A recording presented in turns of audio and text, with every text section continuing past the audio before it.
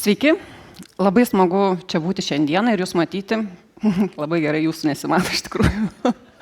Tai susipažinkime. Esu Renata Vilčinskaitė ir jums parodyti noriu, kaip Klaipėdos miesto savivaldybės administracija jau tapo mūsų GISai iš tikrųjų mūsų darbo dalis ir nemaža. Ir pamatysit konkrečius pavyzdžius, kaip įgyvendinam šios sprendimus. GIS darbe jau nebėra mums ateitis ir tai yra jau dabartis. Šiame pristatyme matysite, kaip mes prisidame prie dabarties kūrimų, kokius įrankius sukūrėme savo kolegoms, siekiant užtikrinti greitesnį, paprastesnį ir kokybiškesnį darbą. Tai trumpai apie mus ir mūsų skyrių, mūsų istoriją, kaip mes prasidėjome. Tai Klaipėdos miesto savivaldybėje GIS ir geodezijos skyrius atsirado maždaug daugiau negu prieš 20 metų. Skyriuje žmonės keitėsi, išėjo, parėjo ir nuo 2018 metų jau matote komandą, kuri yra jau čia paskutinė. Susibūrėme tvirtai, nusiteikę ir dirbame įvairius darbus. Ne tik GISinius sprendimus kūrėme, bet nemažą dienos dalį atliekame ir kitus savivaldybėje svarbius darbus. Tai tokius kaip adresų suteikimai, gatvių pavadinimų suteikimai, TISO sistemoje geodezinių, topografinių darbų derinimas, integravimas, SEDR duomenų atnaujinimas. 24 metais turėjome pokytį ir mes tapėme išmanaus skaitmeninio miesto skyriumi. Tai ambicijos didelės ir tikėsimės, kad pavyks tas ambicijas įgyvendinti. Mūsų administracijoje dažniausiai naudojam tikrai ne visus įrankius, jų yra labai daug, ir Enterprise, ir online, bet pagrindinę naudojam ArcGIS Pro, Field Maps, Survey 123, dashboardai, ArcGIS Map bei Readerį. Ir tai tikrai padeda mums sutaupyti laiko bei išvengti klaidų mūsų kasdienių kolegų darbe. Darbuotojų turime labai daug, daugiau nei 400 ir Pro, Maps bei Readeriai tikrai padeda mūsų kolegoms kasdieniam darbe, priimant sprendimus, džiaugiamasi mūsų sluoksniais, mūsų duomenimis, o prie Field Maps, Survey 123 bei dashboardų jiems neduodam prisijungimų ir tą darbą atliekam mes, kad nebūtų paskui negerų dalykų. Tai tikrai daug duomenų duodam jiems, leidžiam jiems daug daryti, bet ne su visais įrankiais. Tai čia matysite mano video nemažai filmukų, kurie tiesiog eina, kad jums nebūtų nuobodu žiūrėti. Ir labai džiaugiamės, kai mūsų savivaldybės darbuotojai paprašo ir jūsų dėka, iš tikrųjų kitų savivaldybių dėka, paprašo sukurti kažkokius įdomius įrankius. Ir toks vienas iš įrankių buvo inžinerinės infrastruktūros įmokų skaičiavimas. Atsiuntė pavyzdį, parodė, kad nori tokio pačio ir mūsų savivaldybėje. Tai mes išnagrinėjome, ką Lietuvos savivaldybės turėjo, kokius įrankius naudojo. Ir mes šitam įrankiui nusprendėme pasirinkti ir šitam sprendiniui įgyvendinti Survey 123. Dėl to, kad norėjome palengvinti savo architektams darbą, nes miestas pasidalina į 3 prioritetus. Vienur, kur yra prioritetas didesnis, kitur nėra prioritetinė, o yra ir trečia dalis, kurioje iš vis nėra taikomas joks mokestis. Tai kad jie negalvotų, kur ten ir kokioj teritorijai mes papuolam, jie nurodo adresą arba jie pažymi žemėlapyje vietą. Ir jiems automatiškai iššoksta, ar tai yra prioritetas ir neprioritetas. Taip pat jie nusistato savo planuojama statyti pastato paskirtį, užpildo kvadratinius metrus ir pateikia galutinę sumą Survey 123, kiek reikia sumokėti ir kokią sąskaitą. Tai tikrai džiaugiamės šiuo įrankiu, mūsų savivaldybės architektai tikrai girdime ir jeigu kažkas neveikia ar kažkas negerai, kreipiasi, bet kol kas labai daug tokių nerandame nesusipratimų. Dažniausiai, jeigu žmonės neužpildo, tiesiog neparašo nuliuko. Vis tiek suma kažkokia turi būti ir jeigu jie palieka tuščią, tiesiog skaičiuoklė neskaičiuoja. Tai parašom jiems, kad turi būti, jau tada pildom šią skaičiuoklę ir papildom, kad turi būti būtinai įvestas skaitmuo. Tai tokios ir klaidos kol kas. Labai džiaugiamės šiuo įrankiu.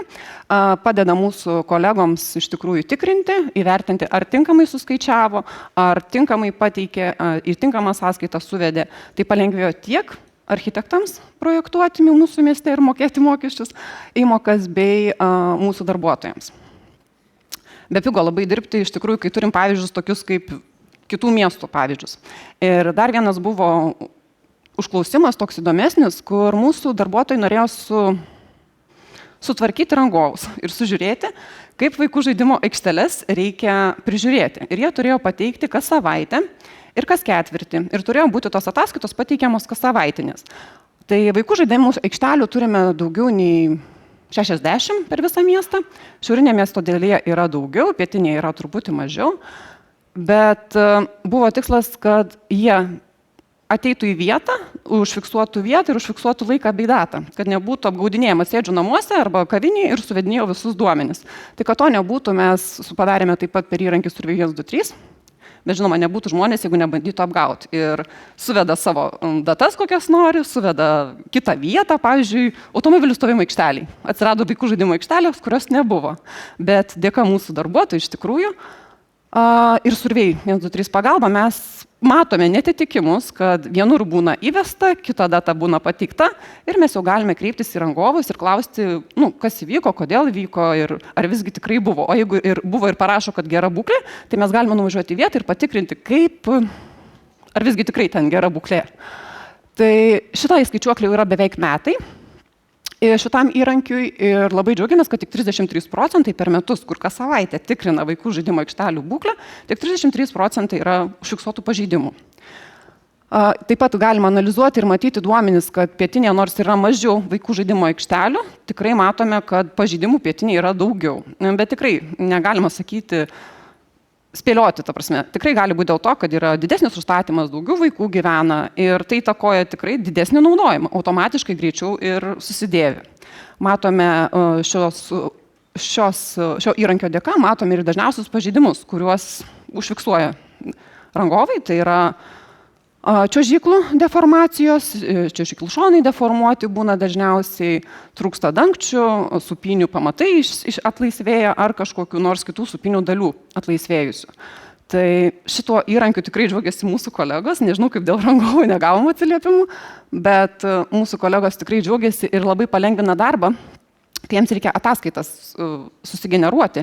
Tai tiek rangovam, tiek mūsų specialistam palengvina, nes rangovai tiesiog sužymėjo tos savaitės atributus, susidėjo į lentelę ir automatiškai užsipilto duomenis, juos pasirašo per elektroniniais parašais ir atsiunčia. Tai tikrai palengvina darbą, nes kiekvieną savaitę, jeigu gautum po 60 ir vis kiekvieną didėtų vis popierių, tai tikrai būtų popieriaus nemažai. O šito įrankio pagalba mes sistemizuojam, lengvinam darbą tiek rangovams, tiek mums. Tai Klaipėdos miesto savivaldybė, kaip ir tikrai kiti miestai Lietuvoje, susiduria su automobilių stovėjimo aikštelėmis. Ir mums tai pavaizduoti labai padėjo dashboardai Argiso įrankiai ir tai parodo iš tiesų labai gražią tendenciją. Skaičius didėja ar mažėja, kiekvienais metais matome tendenciją, ar auga, ar mažėja automobilių stovėjimo aikštelių. Ir praeitais metais buvo iniciatyva iš Klaipėdos miesto savivaldybės, kad gyventojai gali patys ir savo net finansais kažkiek dasidėti ir savivaldybė taip pat ir pati skiria nemažai pinigų. Tik tai žmonės turėjo pradėti pateikti prašymus. Tai jie pateikinėjo ir matom, ant kiek yra didelis susidomėjimas ir noras, kad jų kiemuose atsirastų automobilių stovėjimo aikštelės. Matome tendencijas, augimus, leidimusis, matome planus į priekį, taip pat matome atributus, net ir pagal žemėlapį, kur pasiskirsto, kur daugiau, kur mažiau numatyta automobilių stovėjimo aikštelių, matom tendencijas ir galime planuoti ateitį. Tai tikrai palengvina mūsų įstaigos viduje darbą tiek vadovams, tiek specialistams. Taip pat ir matom rangovus savo atributų informacijoje. Tai tikrai puikus įrankis ir mes labai jo džiaugiamės. Klaipėdos miesto savivaldybės administracija taip pat kiekvienais metais iš tikrųjų turėjo senamiesčio fasadų atnaujinimo tam tikrus darbus, bet tie pinigai buvo skiriami iš kultūros paveldo objektų. Bet kadangi praeitais metais buvo papildomas finansavimas skiriamas ir šitam finansavimui, jeigu buvo, pavyzdžiui, prieš 23 metais buvo apie 7 vienetus fasadų renovuotų, tai šiais metais beveik turim 30. Tai tikrai tikime, kad ir kitais metais bus didesnis susidomėjimas ir noras atnaujinti fasadus. Tai matome, tikrai šį įrankį panaudojame orientuotų vaizdų, fasadam atnaujinti, užfiksuojam, kaip atrodo, galim pamatyti aplink langus, aplink pamatus, kaip atlikta, aplink balkonus ir tai tikrai puikus įrankis parodyti, kur buvo darbuotojas, kur fotografavo, į kurią pusę ir ką nufotografavo. Tai tikrai naudojame ir džiaugiamės. Tai kadangi 400 darbuotojų, jie ateina, jie išeina, tai mes nusprendėme sukurti savo vidinį puslapį ir užvadinome jį GIS pulsas, kuriame mes trumpai aprašome, kas yra GISas ir kaip jį naudoti, kokie įrankiai yra pagrindiniai. Taip pat skelbsime naujus sluoksnius, kuriuos sukuria vieni skyriai, bet kiti nežino apie juos. Tai kad tikrai įmoniai būtų viskas aišku ir konkretu, gal tikrai yra žmonėm, kuriem tie duomenys bus naudingi ir kitiems. Trumpai aprašom gisinės galimybės, kaip rinkti duomenys, kaip juos pateikti, analizuoti ir, žinoma, jie nepasirinks, kokį įrankį jam reikia, tai mes tikrai padėsime ir matome didžiulį poreikį, kad reikia truputį ir parodyti moderniau ir paprasčiau, kas yra GISas. Taip pat dažnai susidurėme, kadangi darbuotojų yra labai daug ir iš tų 400 būna tikrai kai kuriem darbai, ne tiek dažnai reikia GIS susijungti. Tai pamatome, kad reikia pamokų mini ir jas darome, tas mini pamokas ir filmuojame ir teikiame į būtent GIS pulso puslapį vidinį, kuriame trumpai ir aiškiai nurodome, kokie akcentai turi būti sudėti, kad tie duomenys atsigultų ir atsirastų žemėlapiuose. Tai tikrai palengvins darbą tiek mūsų kolegoms, tiek ir mums, nes kiekvienam eiti ir parodyti, kaip reikia kažką koreguoti ar pridėti, užima laiko. Tai tikrai smagu pabendrauti, bet norint kokybiškesnio, greitesnio darbo, reikia eiti biški prie kitų darbų.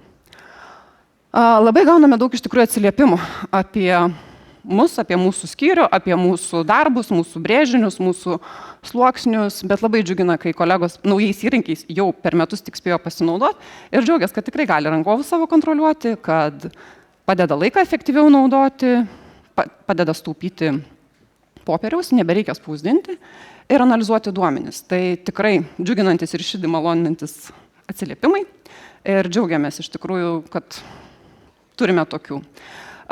Šiandien labai daug kalbėjau apie, kad viską dirbam dėl darbuotojų ir skiriam jiems dėmesį, bet noriu tiesiog priminti, kad tikrai Klaipėdos miesto savivaldybė turi nemažai duomenų ir žemėlapių portalą, kur yra teminiai žemėlapiai, ne vienas ir ne du, kur turime atvirus duomenis, kur galima parsisiųsti ir juos naudoti, turime 3D žemėlapį ir tai tikrai tiek išorė, tiek vidus net irgi naudoja, kad būtų greičiau, gal lengviau susirasti, tai tikrai dirbame ne tik savo darbuotojams, bet ir išoriai, ir žmonėms, ir gyventojams. Tai džiaugiamės savo, sakau, tiesiog parodau, kad tikrai mes dirbam ne tik tais savo, bet ir kitiems. Ir nesenai gimė produktas, tai yra realistinis modelis, kuriame matome 2004 ortofoto 3D maketą matome, taip pat matome lidaro turime duomenis, skaitmeninius paviršiaus bei reljefo duomenis. Tai šie duomenys padeda mums ir mūsų kolegoms priimti tam tikrus sprendimus jų kasdienėje veikloje taip pat. Tai tikrai džiaugiamės šiuo įrankiu ir nuostabus įrankis, kurį reklamuojame ir duodame savo darbuotojams. Tai tiek šiandien norėjau su jumis pasidalinti, tai dar tik pradžia. Tačiau dabar jį keičia jau mūsų kasdienybė. Tikiu, kad tai pirmasis žingsnis, bet jis yra labai svarbus link patogesnio, greitesnio ir efektyvesnio darbo savivaldybėje. Ačiū Jums už dėmesį.